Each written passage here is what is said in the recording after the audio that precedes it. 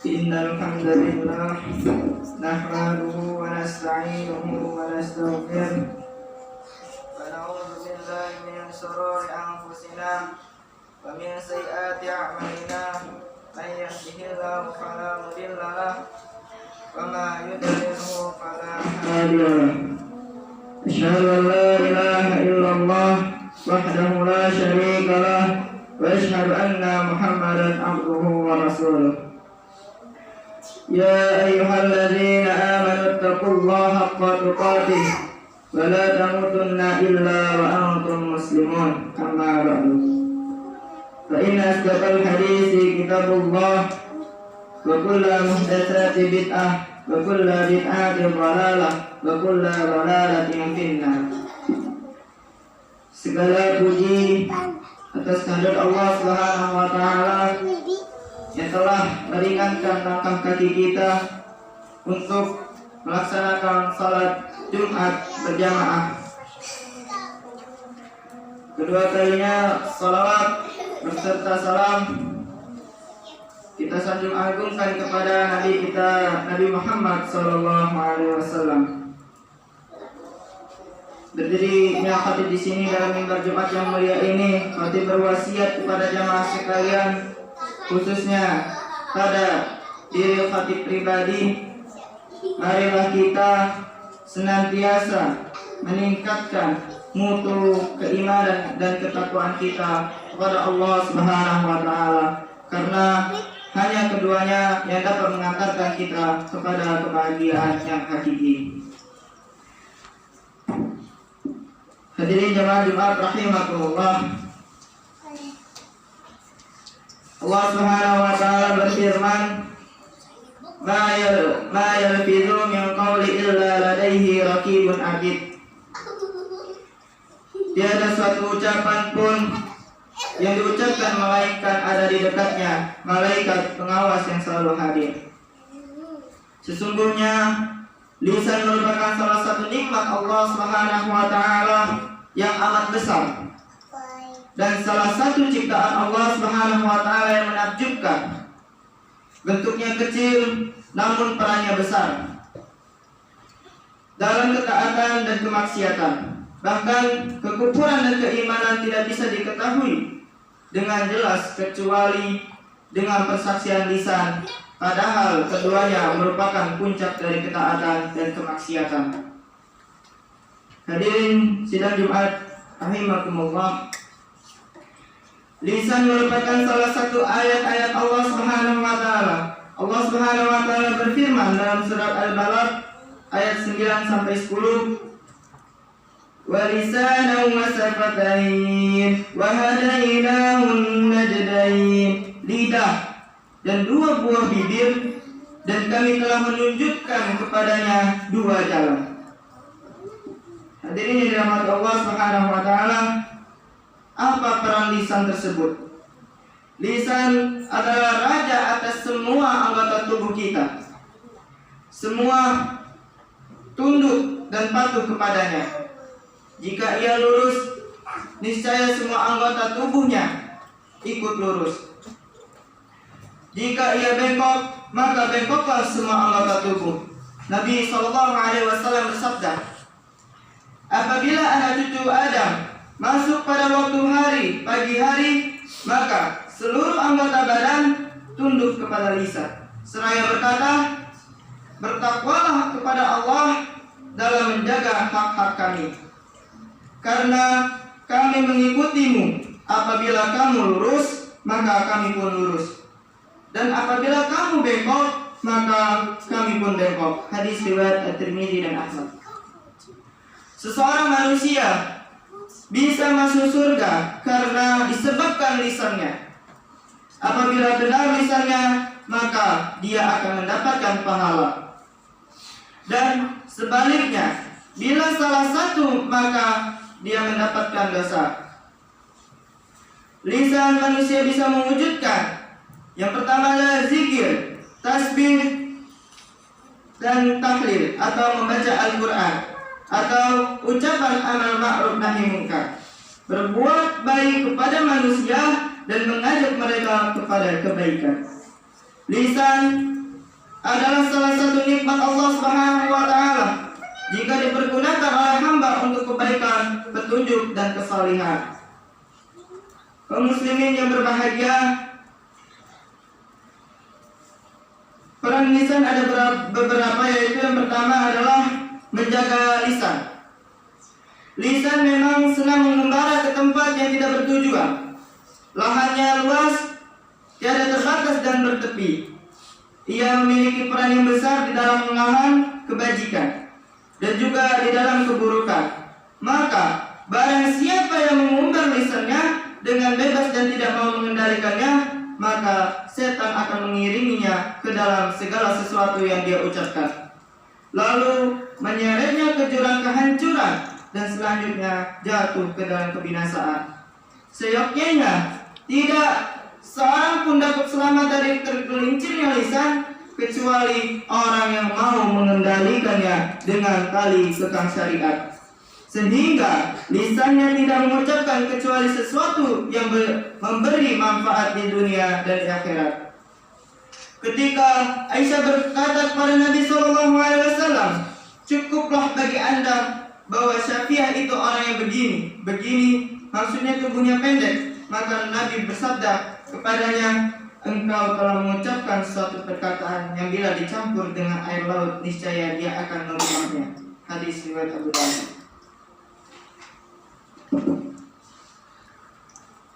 Karena terkadang perkataan yang mubah akan terseret menuju keharaman atau kemakruhan. Bahkan ini menjadi hal yang umum di dalam adat kebiasaan. Sedangkan keselamatan maka tidak ada sesuatu pun yang menyamainya. Rasulullah SAW bersabda, "Barang siapa yang beriman kepada Allah Subhanahu wa taala dan hari akhir, maka hendaklah dia berkata baik atau diam." Hadis riwayat Al-Bukhari dan Muslim. Hadis yang disepakati kesahihannya ini merupakan nas yang sharih bahwasanya tidak seharusnya seseorang berbicara melainkan apabila perkataan tersebut baik, yaitu yang tampak jelas maslahatnya. Dan ketika ragu tentang kejelasan maslahatnya, maka janganlah berbicara. Imam Syafi'i rahimahullah berkata, apabila seorang ingin berbicara, maka hendaklah dia berpikir terlebih dahulu sebelum berbicara. Apabila telah jelas maslahatnya, maka dia berbicara, dan apabila ragu-ragu, maka dia tidak berbicara sampai jelas maslahatnya. Ada pepatah bahasa Arab mengatakan,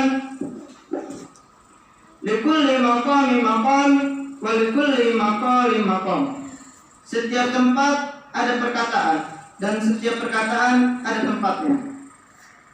Imam Syafi'i rahimahullah juga pernah berpesan kepada muridnya Arabi, "Wahai Arabi, janganlah kamu berbicara tentang perkara yang tidak penting bagimu, karena apabila kamu berbicara satu kata, maka ia akan memilikimu, sedangkan kamu tidak dapat memilikinya." Dari Rasulullah SAW bersabda, "Barang siapa yang memberikan jaminan kepadaku untuk menjaga kejahatan lisan yang berada di antara dua tulang rahangnya dan kejahatan kemaluannya yang berada di antara kedua kakinya, niscaya aku akan memberikan jaminan surga kepadanya." Hadis riwayat Al-Bukhari. Dan kami meriwayatkan dari Abdullah bin Mas'ud radhiyallahu anhu, dia berkata, "Tidak ada sesuatu pun yang lebih berhak lama dipenjarakan daripada lisan." Dan yang lainnya berkata, "Perumpamaan lisan adalah seperti hewan buas. Apabila kamu tidak mengikatnya, niscaya akan memusuhimu." Dan kami meriwayatkan dari Al-Ustaz Abu Al-Qasim Al-Qusyari rahimahullah dalam risalahnya yang terkenal. Dia berkata, "Diam pada sesuatu yang telah selamat adalah tindakan utama, sedangkan diam pada waktunya merupakan sifat baik. Seseorang sebagaimana berbicara pada tempatnya merupakan sebaik-baik tabiat." Dan melanjutkan, Abu Ali Ad-Doktor rahimahullah berkata, Siapa yang berdiam diri dari kebenaran, maka dia adalah setan yang bisu. Apabila hari kiamat tidak tiba, maka perkataan dan perbuatan seorang hamba telah dihitung. Tiba-tiba salah seorang hamba mengingkari hal itu seraya berkata, "Wahai Rabb, saya tidak melakukan ini, saya tidak mengatakan ini." Maka malaikat yang menyaksikan hal itu berkata, "Aku tidak menerima seseorang menjadi saksi selain diriku sendiri." Lalu Allah Subhanahu wa Ta'ala menutup mulutnya dan semua anggota tubuhnya bersaksi dan memberikan kesaksian perbuatannya. Tangan menunturkan sesuatu yang dia kerjakan, kaki melaporkan perjalanannya, mata memberikan kesaksian yang dia lihat, telinga memberikan kesaksian yang dia dengar, dan kulit memberikan kesaksian yang dia rasakan. Saat itulah sang hamba berduka cita dan terkejut serta berkata kepada anggota tubuhnya, "Celaka dan binasalah kalian, karena kalianlah aku membela diri. Inilah anggota-anggota tubuh yang tidak lain adalah anggota tubuhmu akan memberikan kesaksian atas kesalahanmu di hari kiamat."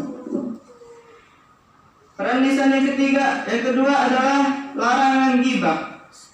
Ketahuilah bahwa ghibah termasuk perbuatan yang paling buruk, yang paling tersebar di antara manusia, sehingga mereka tidak selamat darinya, melainkan hanya segelintir orang saja. Batasan ghibah yaitu untuk memperbincangkan saudaramu dengan sesuatu yang jika hal itu didengar atau sampai ke telinganya, maka dia merasa tidak senang, baik itu mengenai badan, nasab, perilaku, perbuatan, ucapan, atau dalam urusan agamanya. Bahkan sampai pakaian yang dia kenakan, rumah tinggal, dan kendaraannya. Dan Rasulullah SAW bersabda, "Ketika saya diangkat pada peristiwa Isra Mi'raj, maka saya melewati kaum yang memiliki kuku dari tembaga. Mereka mencakar wajah dan dada mereka. Saya bertanya, 'Siapakah mereka, wahai Jibril?' Jibril menjawab, 'Mereka adalah kaum yang memakan daging manusia.'" Maksudnya melakukan ghibah dan merusak kehormatan mereka. Hadis riwayat Abu Dawud. Dalam hadis ini digambarkan dengan jelas bahwa Allah Subhanahu wa Ta'ala menghukum orang yang melakukan ghibah. Mereka digambarkan sebagai orang yang memakan daging manusia. Di akhirat nanti mereka mencakar wajah dan dada mereka. Hadirin sidang Jumat rahimakumullah, al-humaza bermakna orang yang mengumpat manusia dan dia menyakiti mereka dengan ketidakhadiran mereka. Sedangkan al-lumazah bermakna orang yang mencela manusia dan menyakiti mereka dengan kehadiran mereka. Dan mungkin al-lumazah adalah orang yang menyakiti manusia dengan perkataan, sedangkan al-lumazah adalah orang yang menyakiti mereka dengan perbuatan dan tindak tanduknya. Dan dalam riwayatnya lain dikatakan maknanya adalah selain hal tersebut yang masih mencakup makna-makna ini.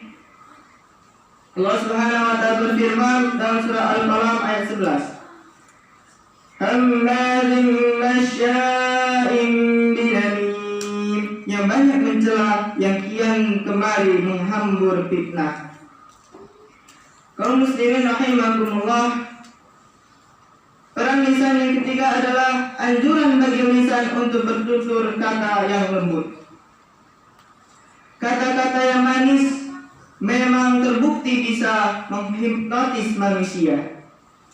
Ia bisa menghanyutkan manusia dalam buayannya. Pendapat ini bertitik tolak pada fitrah manusia yang selalu ingin dihargai atau bahkan dipuji. Tutur kata yang manis juga bisa memotivasi orang lain untuk berbuat baik dan meninggalkan perbuatan mungkar. Sebuah kritikan yang tajam namun dibungkus dengan tutur kata yang halus lebih bisa diterima oleh orang yang dikritik, dan sebaliknya. Penyampaian dakwah kebenaran secara vulgar dan kasar kepada umat manusia terkadang akan berakibat sebaliknya. Metode tersebut tidak hanya kurang efektif, bahkan bisa memunculkan sikap antipati dari objek dakwah. Allah memberikan dalam kelembutan sesuatu yang tidak diberikannya dalam kekerasan. Inti dakwah Islam adalah saling nasihat dan menasihati. Nasihat bagi Allah, Rasulullah, para pemimpin dan kaum muslimin. Dalam sebuah hadis disebutkan, tolonglah saudaramu yang zalim dan dizalimi. Dan cara menolong saudara yang zalim adalah menasihatinya agar tidak melakukan kezaliman dan kemungkaran. Allah Subhanahu wa taala berfirman, "Inna rabbaka labil mirsad." Sesungguhnya Rabbmu benar-benar mengawasi. Maka ayat di atas adalah bahwa Allah Subhanahu wa taala mendengar makhluknya dan melihat serta mengawasi perbuatan mereka serta memberi masing-masing balasan sesuai dengan usaha di dunia. Dalam hadis yang dikeluarkan oleh Abu Musa al-Asy'ari, "Qultu ya Rasulullah, ayyul muslimina afdal?" Qala, "Man salima al-muslimuna min lisanihi wa yadihi." Saya bertanya, "Wahai Rasulullah, siapakah muslim yang paling utama?" Rasulullah menjawab, "Seorang muslim yang mana kaum muslimin selamat dari bahaya lisan dan tangannya." Hadis riwayat Al-Bukhari dan Muslim. Jamaah Jumat yang dimuliakan oleh Allah Subhanahu wa taala, hati berharap mudah-mudahan Allah Subhanahu wa taala memberikan kita petunjuk untuk melaksanakan perintahnya dan melaksanakan kebaikan sesuai dengan syariat. Mudah-mudahan Allah Subhanahu wa taala menjadikan hari-hari kita penuh dengan amal salih yang akan membawa kita kepada kebahagiaan dan ketenangan. Mudah-mudahan Allah Subhanahu wa taala senantiasa memberikan hidayah pada segala urusan kita, khususnya dalam menjaga lisan kita dan memberikan petunjuk kepada kita, semua dalam menapaki jalannya yang lurus. Jalan orang-orang yang Allah Subhanahu wa taala berikan nikmat kepada mereka, jalan para nabi, orang-orang yang jujur, dan para syuhada serta orang-orang yang salih. Bukan jalan orang-orang yang dimurkai dan bukan jalan orang-orang yang tersesat. Barakallahu li wa lakum fil Qur'anil Karim wa nafa'ani wa iyyakum bima fihi minal ayati wa zikril hakim. Aqulu qawli hadza wa astaghfirullah li wa lakum wa lisairil muslimina min kulli dhanbin fastaghfiruhu innahu huwal ghafurur rahim.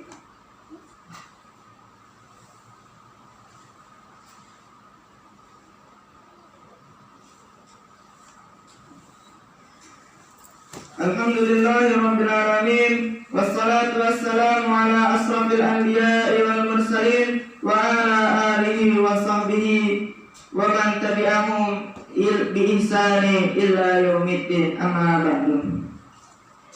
Inna Allaha wal malaikatahu yusholluna 'alan nabi ya ayyuhalladzina amanu shallu 'alaihi wa sallimu taslima.